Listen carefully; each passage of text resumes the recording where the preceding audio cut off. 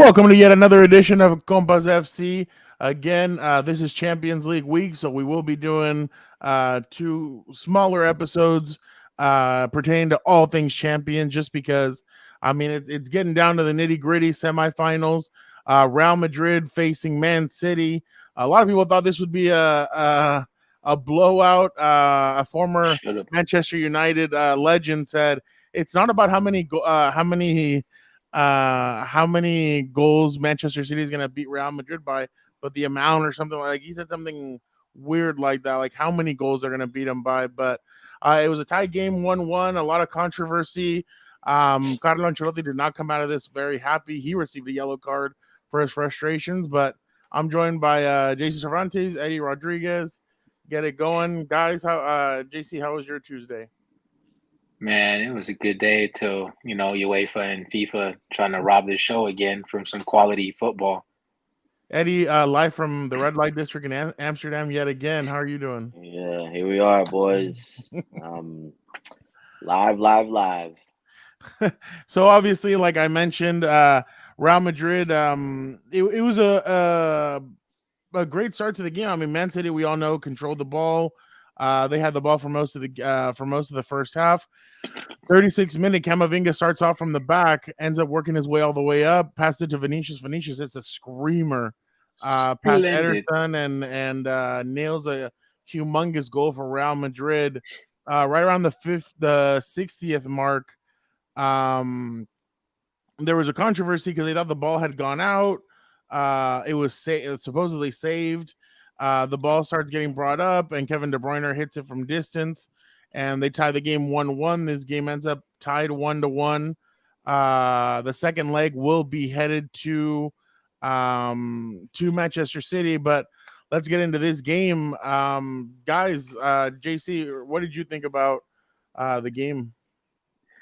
Uh, I don't know, man. They're really dropping the ball out here. After that goal, Madrid really just went forward, and City really didn't look like they had any answer. It was worst case scenario for them.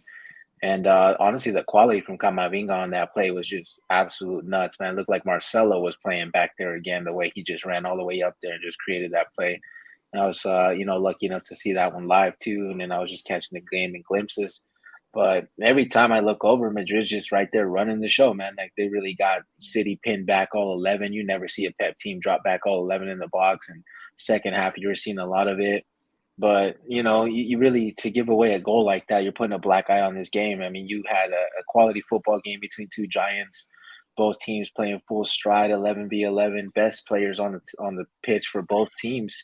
And honestly, for me, my biggest bright spot for, Madrid, to say the least, Rudiger. Rudiger had a quality game. I know he didn't really started a lot of games for Ancelotti, but got the call up today. Big game player, showed up huge, knows how City and Pep play. Not not anything new for him. They really can't throw anything that he hadn't seen already. He knows how these guys move and how they play, and he was good to have back there. Oliva, Camavinga, Carvajal, great work from that midfield and back. And Valverde just backing up Carvajal every chance he could. Grealish really wasn't too much of a bright spot for City as they were expecting to be. Great double teams all the way through, and Ancelotti really just had a masterclass. And unfortunately enough, black eye on the game from this ref and fourth official standing there point blank and can't make the call. I mean, Lord forbid they do their job, right?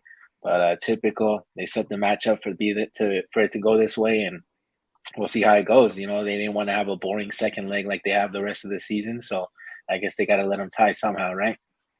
Eddie, what did you make of the game? I mean, Madrid were in control most of the game, let's be Oh, honest. And City couldn't stop the transition. I kept telling Fernando, because we watched it live together, that, this is how United beat City. And this is how many teams have beat City. It's through transition. They can't stop the transition. Players get caught out of position. Like we seen Walker get caught out of position. well, At okay. times, Akanji got caught out of position.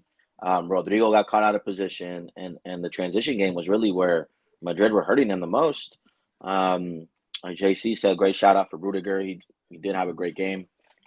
Camp Holland's pretty quiet.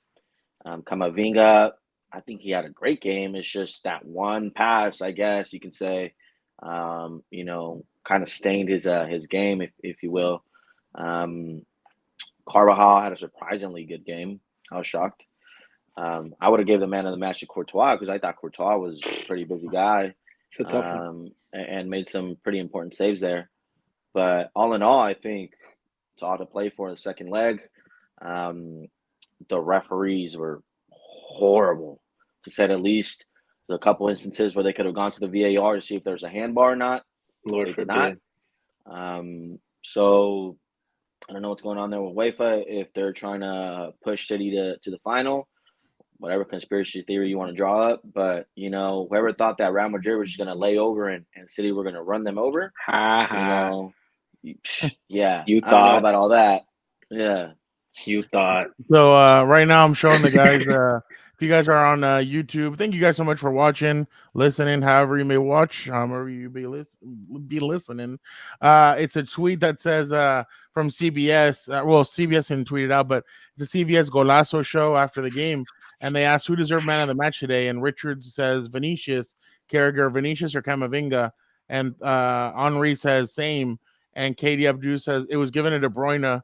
And Carragher goes, what? And Henri says, this is why there's a difference between ex-players and whoever voted.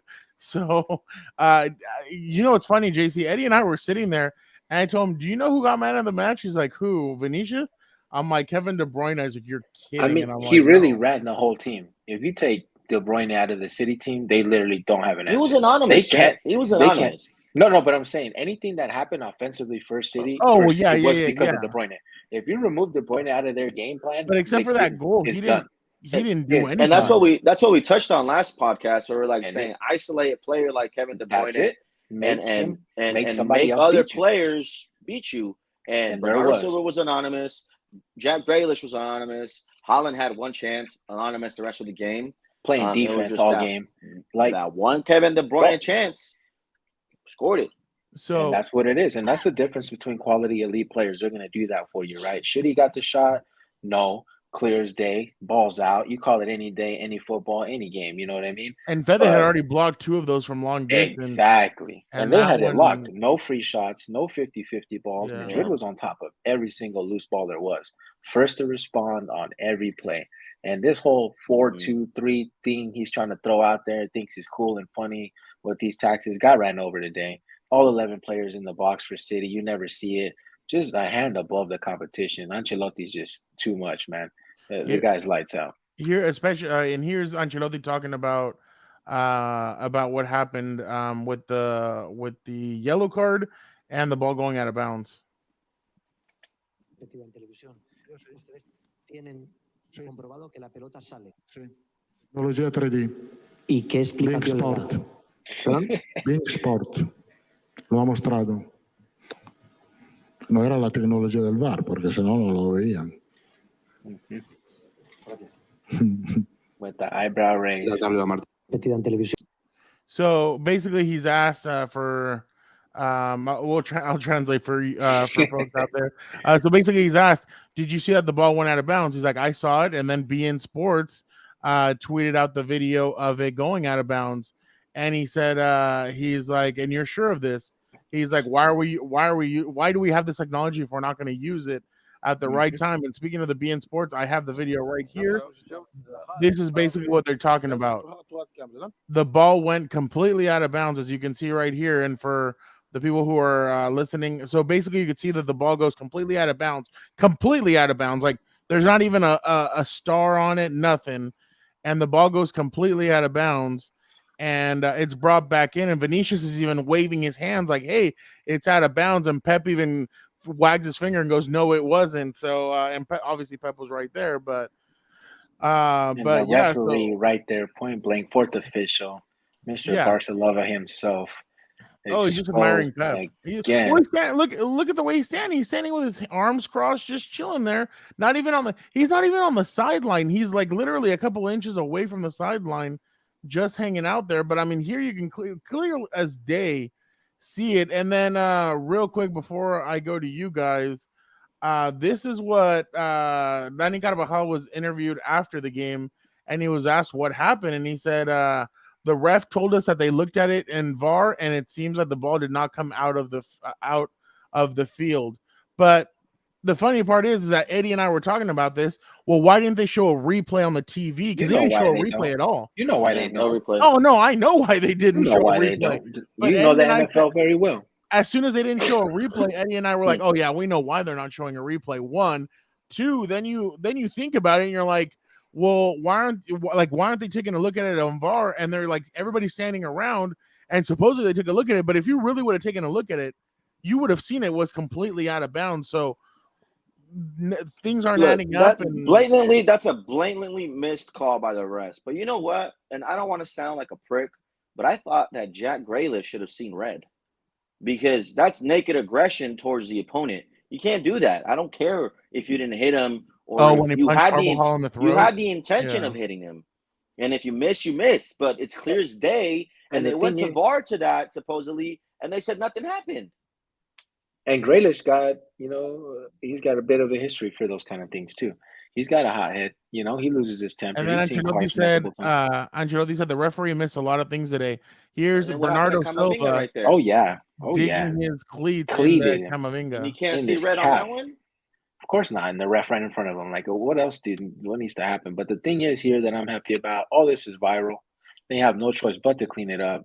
And in a straight up match, you've seen it. They can't beat Madrid. They're not going to clean it up. They're not going to clean it up. I don't know, champ. It's kind of crazy. If they don't go about doing that, I don't know. They're losing a lot of credibility, more than they already do. And they got no choice but to clean it up. I understand where JC's coming from, Eddie, though. Like, basically what he's saying is, like, you're like the next game, they're going to have to call it, like, you're going to have to call it down the. And we all saw, I mean, JC, I told after the first goal from Vinicius, you could tell Kyle Walker was over here panting, and there's no way he could keep up. He couldn't keep up with him. He had no answer. Yeah, no, and that second leg is going to be dangerous. I mean, this weekend, Man City plays Everton at 6 a.m. on Sunday. Real Madrid plays Saturday. There's a golden rule: don't bet the early kickoff. Watch out for Everton. Well, not just that though, but think about it. They're still in that against Arsenal. Pep's not gonna rest all his guys. That's what I've been saying for to rest these weeks, guys, bro. I know. Weeks. It's the same formation, the same players, and they played like a tired squad today too. You can't tell. When have you seen a City team drop all 11 back in the box, bro? When? Yeah, no. You know, what I mean? You can't keep up. And that's what's going to end up happening on.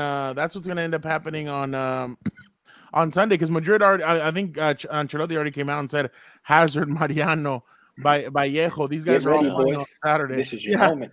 You're not going to see Benzema. Moment, Hazard. You're not gonna. That's the reason why Madrid pays so much for backup guys. Mariano Diaz, this is your moment. Those guys are Oh, by the way, after 11 years, Mariano Diaz is leaving Real Madrid after the season. Oh, shocker! I know. Ancelotti, if I don't start against City, I'm leaving. Okay, champ. See you later. But right to the wheels fall off. And that's what JC is talking about, though, is that the next game, the referees are really going to have all eyes on them. And it's going to be crazy because, I mean... Not surprised these Italian refs are horrible, man. They're just like the English refs. Terrible. But it's incredible the way that, like, it was just... there was at least 4 blatant things against City that year. There was even 2... Rodrigo could have been carded. That they didn't even review. Rodrigo could have been carded a lot of times. There's a couple plays where there was handballs in the box, whether intentional or not. You have to go to the VAR and see and verify. They didn't do that. The Jack Grealish incident, I thought you could have seen red. When Vinicius scored, JC, Eddie turns to me because they took about 2 minutes to confirm the goal. He's like, "What? What are they looking for? Like any foul to pull it back? Anything? Yeah. Oh, I remember. I watched that part for sure. Yeah, I was honestly, Eddie and I were like standing around, like we're like, what the, like, what are they waiting for? And then obviously the Kevin Bruyne, they pulled it right away. Yeah, the goal was clear as day. Like, what are you looking at? Like, are you serious? Quality play. Yeah. Like, they got cooked on that side. Camavinga did what he did, looking like prime Marcelo out there, and Vinny did the rest. And what are you? By the way, he was asked after the game, Camavinga, are you enjoying now playing left back? No, that's not my natural position. It's not. The dude, he's funny. But let me ask you guys. I'll start off with you, Eddie. Does Ancelotti need to make any changes for the second? Let me ask you a 2-parter. 1, does he need to make any changes? And 2, Are you Militao will be back? Are you going Militao, Rudiger, Alaba, or are you going Militao, Alaba next game? I think he does need to make some changes, and I think one of the biggest changes, and it pains me to say it, is Tchouaméni for Kroos. I sincerely believe that Tchouaméni can be an X factor in the next leg, and maybe provide you a little bit more as far as energy goes in the midfield. I understand that Kroos, does his job where he drops between the two defenders and becomes that, almost a third center back and plays as an outlet for them. But I think Tchouaméni can definitely offer you something more going forward. As far as the center back partnership goes, I thought that Alaba and Rudiger had a great understanding today. Quality. I don't see how you move that. If anything, I think what you can and maybe will move is Carvajal, and you might put Militao there. Militao has shown that he can play a right Go back, with 3 in the back. and you can also do that. You can go 3 at the back, and you've seen it throughout the game today, where it was 3 at the back, and then it turned into 4, and then it turned into a At one point, 4-3-3, and then it turned you into saw a Camavinga playing 3-5-2. right winger. So yeah, that's one of the luxuries that a 4-3-3 can offer you, because you can easily slide in to different formations. Well, we saw that. Yeah, That's why at the end Ancelotti put in Nacho, so that Nacho could slide at left back, and then Camavinga went up to midfield and and was running all over the field. But I think that you've seen some of the age, and I hate to say that, but Modric didn't look like himself today. Let's be honest. I well, think he's dealing with that hamstring injury he was a too. little sloppy in possession.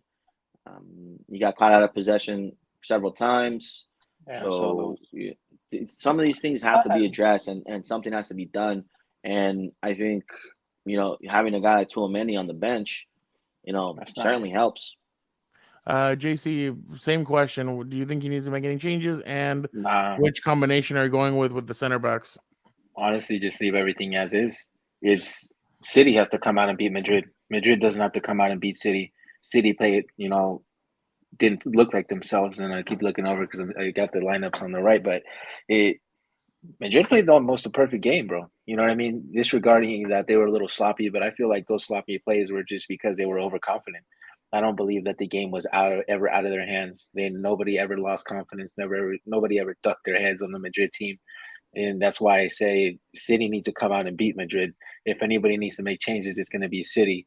Madrid just needs to repeat this 11.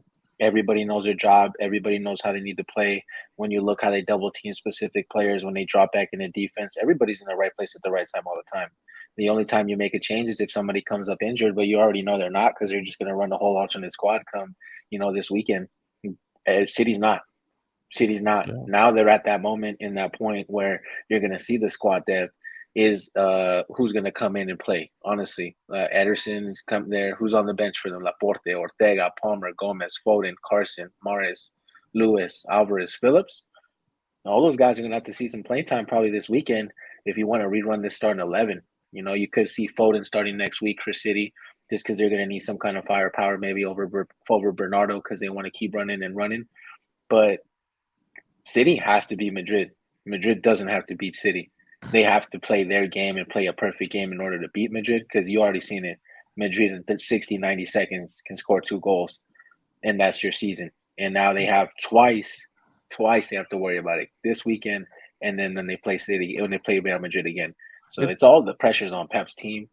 I'm not you can tell Carlo doesn't feel it, because he gave out the lineup the Tuesday, like on Monday, like morning, he gave out the lineup, and he even talked about some of the ways he was going to attack. Sweating it. And you see the masterclass, bro. The team is composed and poised, and it all starts at the top, and it starts at Ancelotti. I didn't see them lose their composure not even after the goal. And then Tchouaméni comes on, and the team doesn't keep a beat. When you make such a big midfield change across for a Tchouaméni, bro, you expect to see some kind of difference. They got faster. They applied more pressure. They got some more shots off. City was dropped back. They didn't have any answers. They didn't want to go to the bench. They're trying to high tactics. Bro, kill that. You got one game left.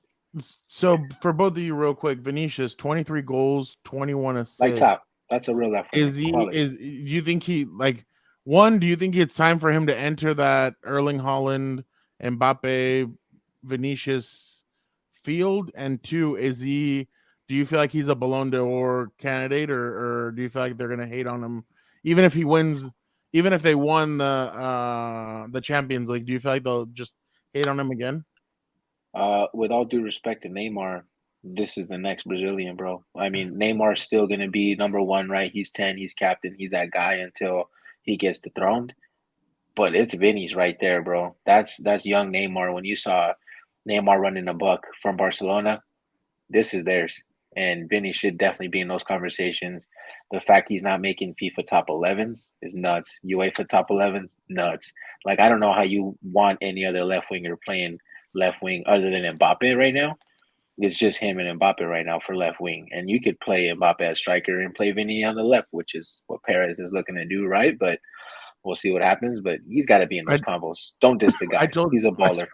I told Eddie today that last year he was surprised. I don't think a lot of people heard about this, but last year when the awards came out for best player, best goalkeeper, and best manager, they gave it. Everybody thought, oh, it's going to be Ancelotti. He won he won 3 trophies back to back, and obviously he was the manager of the year. Vinicius or Benzema. They gave it to Messi. They gave it to the goalie from Martinez they give it to Messi, the goalkeeper from Argentina, and the manager from Argentina. Like they just completely overlooked all the work that Ancelotti and the Real Madrid squad had done all off season. But just crazy to see. But Eddie, just real quick, I'll go to you. Do you feel you feel like Vinicius should be in both of those conversations? Absolutely. I think he's proven it that he's in that conversation, since last year when they won the Champions League. You have a decisive player in Vinicius now where he is the difference maker. You've seen it today. You'll continue to see it for many years to come in La Casa Blanca, where he is going to be that guy, regardless of if Mbappe joins or not. Now, with that being said, he is going to be getting overlooked. I have no doubt in my mind about that. I think whoever sets up these awards almost, I don't know if they're blind or these ex-players are just salty or what's going on, but like realistically, they can't win everything, bro. How are you gonna? Well, back to your point, how are you gonna give best goalkeeper to Emi Martinez? He showed up for 3 weeks, and now that automatically made him the best goalkeeper. Courtois showed up all season for Madrid, and he showed up for Belgium. And that's crazy. Okay, I guess you're gonna give the best player to Messi because he showed up for 3 weeks. Okay, I guess you're gonna give it to Scaloni, who, by the way, even Argentina fans themselves didn't want him there. I know that they came into the tournament like 35 wins and whatever the case may be, but nobody wanted Scaloni there. Let's be honest. Nobody wanted Scaloni there. They lost their first game to Saudi Arabia, and everyone was laughing, and everybody wanted him out. And then, all of a sudden, you're the coach of the year. Like, come on, be real, man. Like, I think the run that Madrid went on in the Champions League, being the underdogs they were, because remember, Argentina were considered the favorites going into the World Cup. Mm-hmm. Madrid were considered underdogs going into last year's Champions League, and they defeated Chelsea, Paris. Who's laughing now? It's crazy. It's blasphemous, and the disrespect. When is it going to stop? I don't know. Yeah, well, that's all the time. Wait, what? Uh-oh. We got a question. We got a question from Dan. The Riddler, huh? The Riddler. It is for Riddle me this, Riddler. He wants to ask JC first, and then he wants to go to Eddie. He wants to ask JC what happened over the weekend for Manchester United losing to West Ham 1-0. Oh, well, we had a masterclass. It's tough to win when you play with 9 players. I've been saying it for a long time now, but at the end of the day, this comes down to squad depth. It is what it is. That's what you expect De Gea to do. It's not anything new, but when you don't have the squad depth to compete and to go this deep into all 4 competitions, 5, this is when it starts to show. Players are fatigued. You can't go to the bench. You got a lot of guys out. You got a new back line, Lindelof and Shaw.